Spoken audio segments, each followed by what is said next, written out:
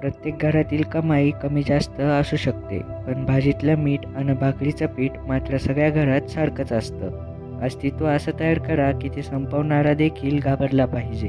किंमत त्याची करा जो पाठीमागेही तुमची किंमत ठेवतो. उलट उत्तर देणं अयोग्य आहे, पण ऐकत राहिलात तर लोक बोलण्याची सीमा ओलांडतात.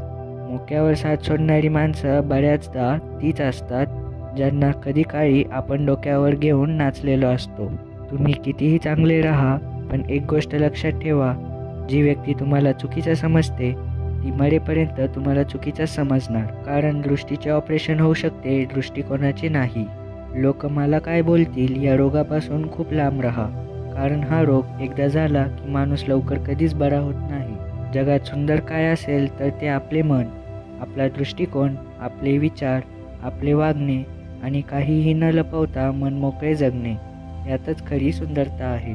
वाट पाहणाऱ्याला वेळेचं बंधन नसतं, पण गेलेल्या प्रत्येक क्षणाला नक्कीच मोल असतं. लोकांचे सल्ले घ्या कारण ते फुकट असतात.